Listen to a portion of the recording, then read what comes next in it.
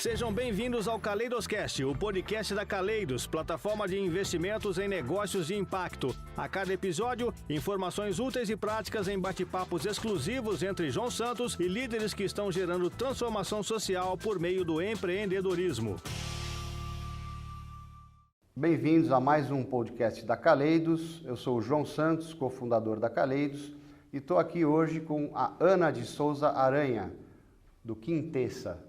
Do ou da, né? Todo mundo fica nessa dúvida. A gente já desistiu, agora é o X Quintessa, cada um pode usar do jeito que quiser. A gente fala O, mas metade do time fala A. Então tá Fala tudo um certo. pouquinho da Quintessa para os nossos empreendedores conhecerem, aqueles que não conhecem, obviamente. Bom, primeiro, obrigada pelo convite, super prazer estar aqui. O Quintessa é uma aceleradora de negócios de impacto. A gente...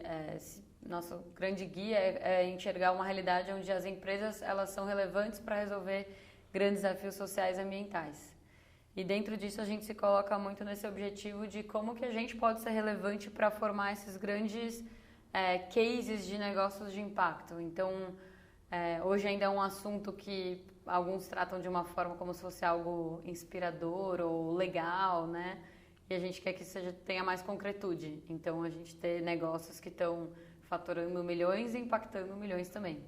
E também fomentar que eles tenham uma gestão mais consciente. Então, não olhar só o para quê e o que eu faço, mas também o como eu faço. E que possa ter uma visão mais humana, principalmente olhando para relacionamento com o time, né? Então, dentro desse grande guia, a gente hoje tem, na prática, né, a gente tem 3 frentes de atuação. Uma que é de programas de aceleração, e aí a gente segmenta por momento de negócio, estágio de negócio, que é de validação, de tração e de escala. E por mais que eles sejam separados em termos de estágio de negócio, eles têm uma mesma forma de operar. Então a gente foi um pouco na contramão do mercado, né, de quando a gente fala de aceleração, porque o nosso programa ele é personalizado. Então todo negócio que entra, a gente aloca um time responsável por esse negócio. Tem um gestor do Quintessa dedicado um dia por semana. Do mentor também, alocado uma pessoa fixa quinzenalmente, e aí é uma proposta de valor da gente ajudar tanto nas decisões estratégicas de negócio, mas também tá ali mão na massa e ajudar depois a implementar, né? Uma coisa é você discutir, outra coisa é aquilo acontecer na prática. Então também tem essa figura do gestor, que é para garantir que tanto as discussões sejam qualificadas quanto que as coisas aconteçam. A segunda frente de atuação, que é de assessoria para captação de investimento, e ela é muito complementar à primeira, né? Então, depois de validei meu modelo de negócio, estruturei, ganhei ritmo de crescimento, bom, agora como que eu atraio capital para conseguir financiar esse movimento de grande escala?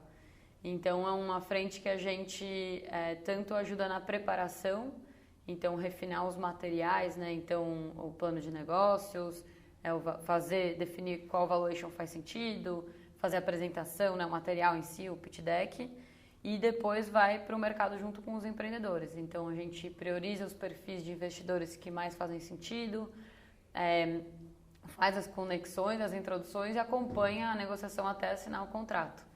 Então, nessa frente, por exemplo, que tem cases como a Hand Talk, que a gente acelerou e depois fez a parte da assessoria, foi uma rodada de 2,5 milhões, que a gente captou para eles. E a Tá Na Hora, por exemplo, agora eles TNH Health, o novo nome, mas a gente ainda fala Tá Na Hora, que era o nome quando eles entraram, né? Mas que também a gente fez aceleração no programa de tração e mais recentemente a gente captou investimento, foi uma rodada próxima dos 10 milhões de reais. Então super complementar ali nos vários momentos do negócio.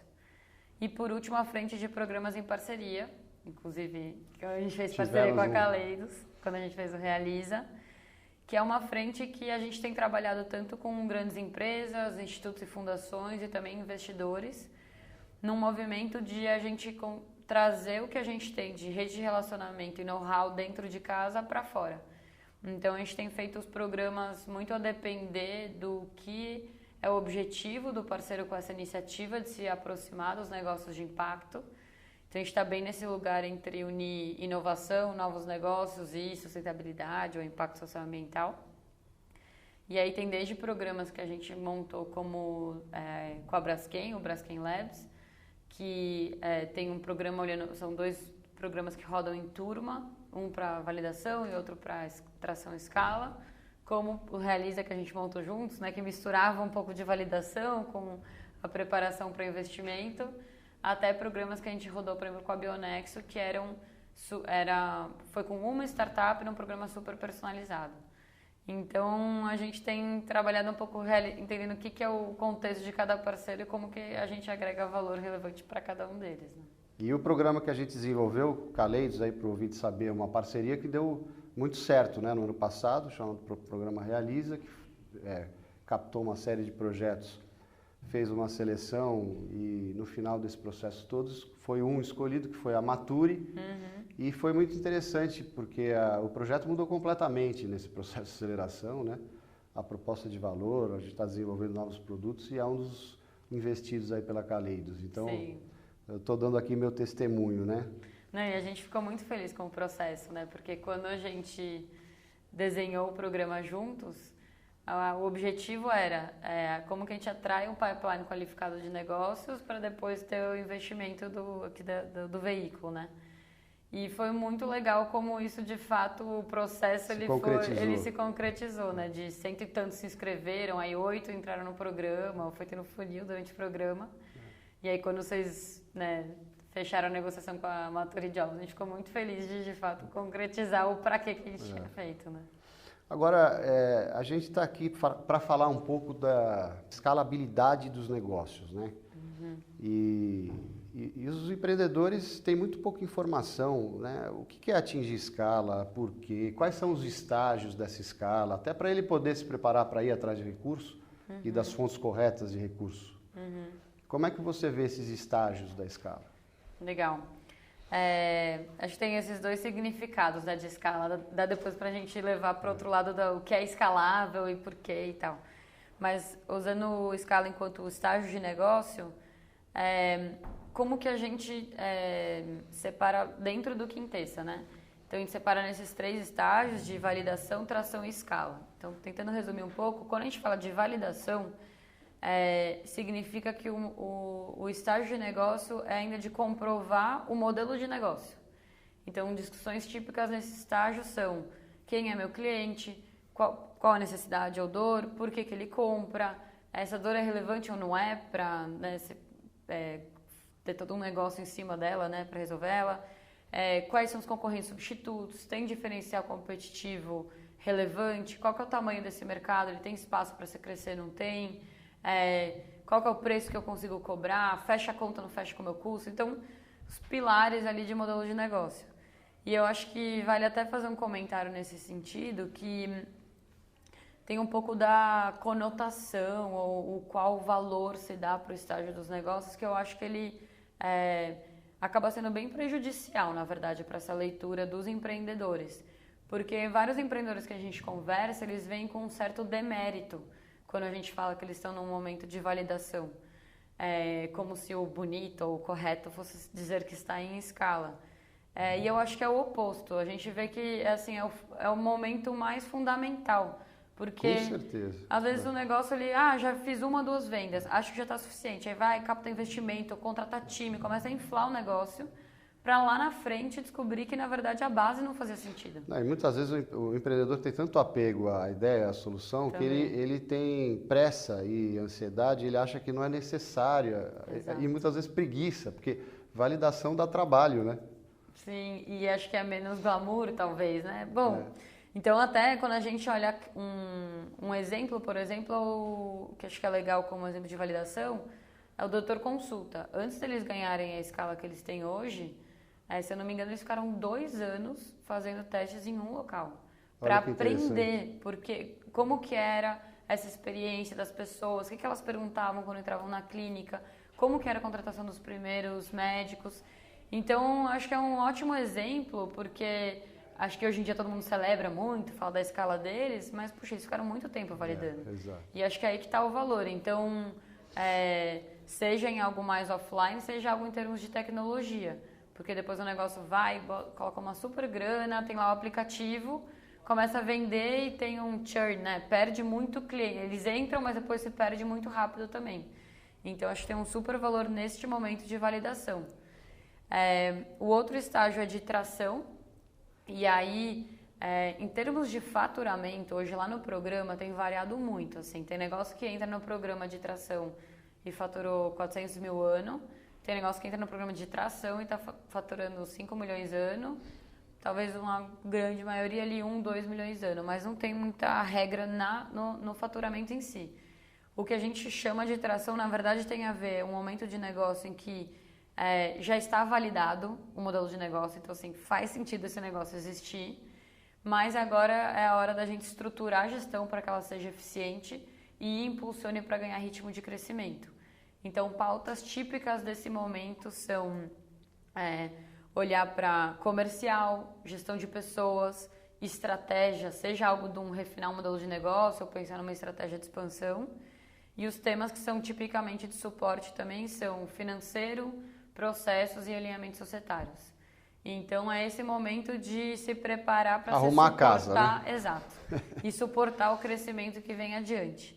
E escala, né, seria esse terceiro momento em que minha gestão já está consolidada, então já estou estruturado, aguento crescer, e agora é fazer definir esse movimento de expansão. Então, eu vou crescer por unidades próprias, por franquia, eu deveria verticalizar ou não, se eu entro nesse novo segmento de mercado, faz todo sentido para minha expansão, é maior furado porque eu não conheço sobre ele, então esses dilemas de qual que é a estratégia de crescimento, né?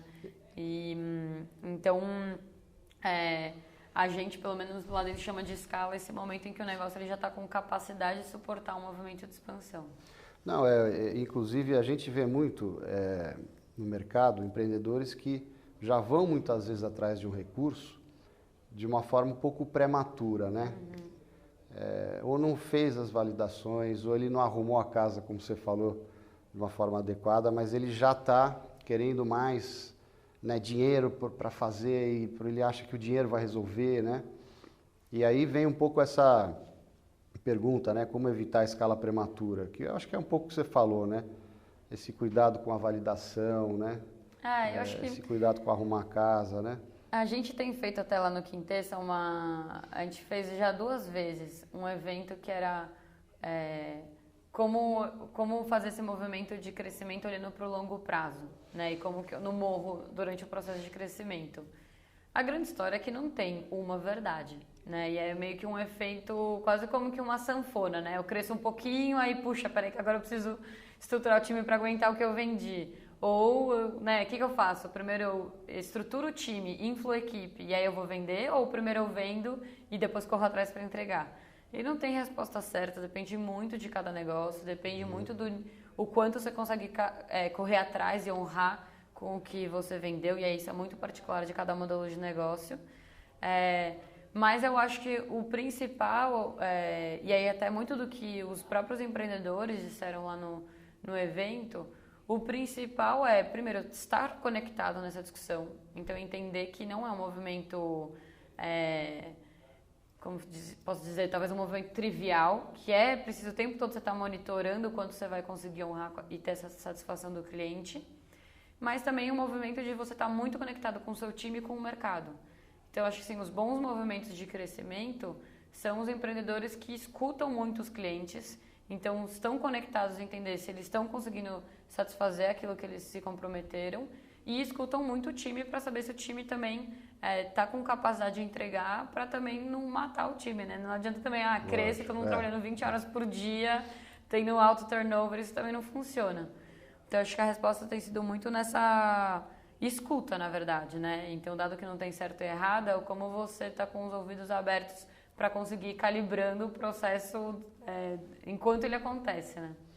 Então, resumindo, né, antes de pensar em escala, né, o empreendedor, primeiro, já validou qual foi o tempo dedicado a essa validação, como foi essa experiência, né, com as evidências, com a gente tem usado muito esse termo, de quais as evidências para essas teses, né, essas hipóteses sobre qual o negócio de que a solução está redonda, né? De que o problema é real, importante, de que a precificação está correta, né? E o arrumar a casa, quer dizer, a tua equipe está preparada, a tua gestão está preparada, os seus processos internos estão preparados para poder crescer. Então, não pensar em escala antes disso, né? E dentro disso, Você acha que crescer demais pode matar o negócio? Já não vou dizer que já vi um negócio morrer, mas eu já vi um negócio sofrer muito e ser muito penalizado por ter crescido rápido demais. E aí, quando eu falo de penalização, tem muito a ver com o que a gente comentou agora um pouco antes, seja perder talentos que deveriam estar no time, seja perder clientes que deveriam estar renovando. Então, eu acho que o que é prejudicial nesse crescer cedo demais é você começar a perder seu próprio potencial, né? Talvez se você tivesse num ritmo um pouco mais consciente do todo, você não precisaria ter perdido talentos ou perdido clientes que deveriam estar com você no longo prazo. Então, acho que esse é o maior desafio. E também, e aí comentando algo que você citou agora há pouco, nessa história da conexão com os investidores. Porque eu acho que tem um certo mito, assim, né? Quase como assim, captei investimento é um indicador de sucesso do meu negócio. E não necessariamente. Se você está numa de trazer capital e trazer investidor e você consegue trazer não só o investimento, mas uma pessoa que vai agregar para o seu negócio, né, que é o que se fala muito do smart money, de alguém que vai te ajudar também a crescer no longo prazo, incrível, isso de fato é um indicador de sucesso. Mas não é essa, né, a condição, o contexto do negócio, não necessariamente. Então também já vi muito empreendedor trazendo mais capital do que precisava, né, um ticket maior, ou querendo captar muito rápido e aí traz alguém que depois não vai agregar nada para o negócio, ou também captando de uma forma, e acho que tem a ver com isso dessa ansiedade, né, trazendo pessoas que não entendiam no que estavam entrando. Então, por exemplo, captei num ticket até 500 mil para um momento de ter um parceiro nessa estágio de validação, né, de fechar modelo de negócio. A chance de você perder esse dinheiro é gigantesca. A pessoa precisa estar consciente, é um capital de altíssimo risco. De você perder ou de você ganhar muito, porque você foi o primeiro a entrar na história. Mas também de empreendedores trazerem investidores nesse momento e não alinharem isso. E o investidor achando que estava fazendo quase como que ou um empréstimo, de que no pior dos casos pegava o valor de volta, ou que era certeza o retorno. Então, acho que também tem esse cuidado, que aí seria o matar o negócio pela reputação. Que aí ele começa a prejudicar a sua relação por não ter tido clareza do momento dele, né, e dos pactos que deveria fazer. E você acha que no setor de impacto, que aí envolve mais esse elemento, né, do impacto social, ambiental, é mais difícil crescer, é mais difícil escalar, ou você não vê essa relação? Bom, isso é uma baita discussão. Em vários eventos, né, acho que se fala sobre isso. No próprio Quintessa a gente discute muito sobre isso e acho que talvez até hoje assim, não tenha uma visão única. Que é um pouco dessa discussão, né? Negócios de impacto têm retorno financeiro menor do que outras startups. Eu não gosto assim, de partir dessa premissa. Eu também não. Assim, acho que talvez é diferente. Daqui a um tempo a gente vai ter dado e vai ter números para a gente poder ter uma discussão de fato. Hoje em dia eu acho que é meio por crença ou quase que uma discussão esotérica, né? Você acha que dá ou acha que não dá? Eu prefiro acreditar que sim, que o retorno ele é competitivo e que não tem essa diferença. Dado isso, eu acho que tem alguns cuidados nessa visão. O primeiro depende muito de cada modelo de negócio. Por exemplo, eu vendo para governo, né? Meu modelo de negócio é B2G. Puxa, sim, é muito mais difícil você ganhar escala do que alguém que às vezes, sei lá, tem um aplicativo que a pessoa é B2C, a pessoa compra online e é um processo muito mais rápido de venda. Então, eu acho que aí, para mim, não tem a ver com ter impacto ou não. Tem a ver porque seu cliente, ele vai ter um processo diferente. Tem negócios de impacto que o impacto ele é menos no volume, ele é mais na relevância para poucas pessoas. O movimento de escala, ele vai, né, o ritmo de crescimento vai ser menor? Muito provavelmente. Então, eu acho que... E também tem uma outra questão, né, que é com quem você está comparando. Isso, para mim, também... me pega muito, assim, né? Principalmente você pega um mercado como moda. Aí você fala assim, nossa, mas então os negócios que trabalham com moda sustentável tem uma margem menor? Depende. Você está comparando com quem? Com quem pega a pigmentação e joga no rio, que tem trabalho escravo e tem, aí por isso tem uma super margem? Então, me nego a fazer esse tipo de comparativo. Então, aqui que a margem é menor ou é lá que tem uma distorção para ela ser tão grande? Então, também acho que tem esse outro cuidado nessa discussão de com quem que você está comparando, né? Eu tenho a mesma impressão. Eu acho que crescimento e retorno tem menos a ver com se tem impacto ou não, né, e mais a ver com a natureza mesmo, né, do negócio, do produto.